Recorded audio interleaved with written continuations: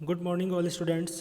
तो जैसा कि आप सभी जानते हैं, सिक्स क्लास साइंस में आपका चैप्टर चल रहा है कंपोनेंट्स ऑफ फूड।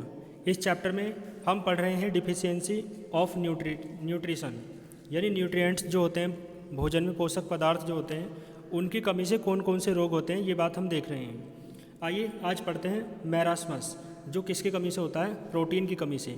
ठीक है, डिफिशियंसी ऑफ प्रोटीन के अंतर्गत जो पहला रोग है, पहली डिजीज है, वो दे रखा है मैरास्मस। देखो मैरास्मस क्या होता है, देखो लिखा हुआ है दिस कंडीशन अकर्स, यानी यह स्थिति होती है due to the deficiency of protein. किसकी कमी से होती है? प्रोटीन की कमी से यह स्थिति उत्पन्न होती है। एंड टोटल फूड कैलोरीज, और जो फूड में कैलोरी होती है यानी जो ऊर्जा होती है उसकी कमी से। यानी यह रोग जो है, यह जो स्थिति है, प्रोटीन और जो भोजन में ऊर्जा होती है उसकी कमी से होती है। It is the most common, देखो it is most common in infants. ठीक है, तो क्या है? इट इज़ मोस्ट कॉमन, यह कॉमन है यानी सामान्य है। इन इन्फेंट्स, इन्फेंट्स माने बच्चों में, शिशुओं में, जो छोटे बच्चे होते हैं उनमें यह अधिक पाया जाता है। Who fed on mother's milk, जो क्या पीते हैं?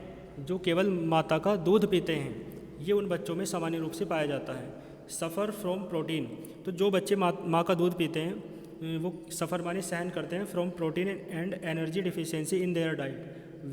वे बच्चे अपने भोजन में प्रोटीन और ऊर्जा दोनों की डिफिशियंसी यानी कमी महसूस करते हैं। ठीक है, उसे सहन करते हैं। यानी जो माँ का दूध पीते हैं ना बच्चे, उनके भोजन में यानी उनके माँ के दूध में प्रोटीन और एनर्जी ज़्यादा नहीं मिल पाती है।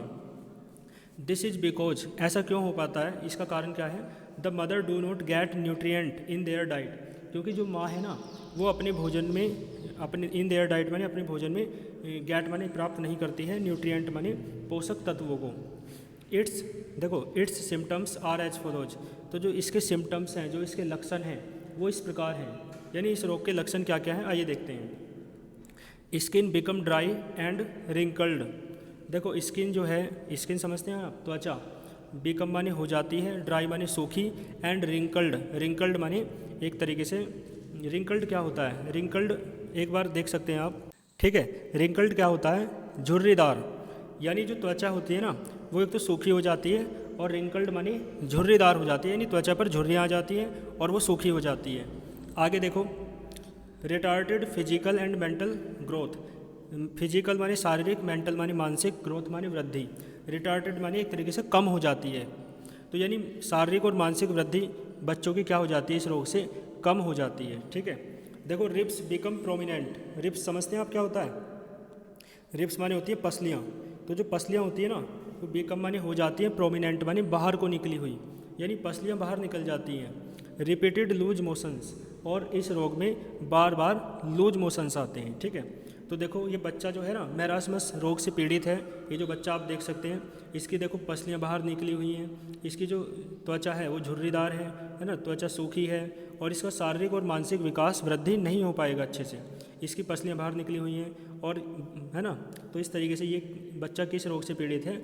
मैरास्मस। ठीक है, यानी एक तरीके से सूखा रोग बोलते हैं हिंदी में। आगे देखो इसके प्रिवेंशंस माने इसे रोकने के तरीके क्या क्या हैं, सावधानियां क्या क्या हैं, देखते हैं। This disease can be cured, यानी इस रोग को क्या है? नियंत्रित किया जा सकता है। बाय गिविंग माने देकर, ए डाइट माने एक ऐसा भोजन, हैविंग प्रोटीन जिसमें क्या हो? प्रोटीन हो, एंड कार्बोहाइड्रेट, और क्या हो? कार्बोहाइड्रेट हो, इन कंबाइंड फॉर्म, दोनों संयुक्त रूप से हों, मिले जुले, यानी ऐसा भोजन देना चाहिए जिसमें प्रोटीन तो हो ही और साथ में उसमें कार्बोहाइड्रेट भी हो। बात समझ में आ रही है? आगे देखो, एंड इन एडेक्वेट क्वांटिटी, ये इन और एडेक्वेट अलग अलग है, तो इन का मतलब में, एडेक्वेट माने पर्याप्त, क्वांटिटी माने मात्रा, और सही मात्रा में भोजन, ऐसा भोजन देना चाहिए।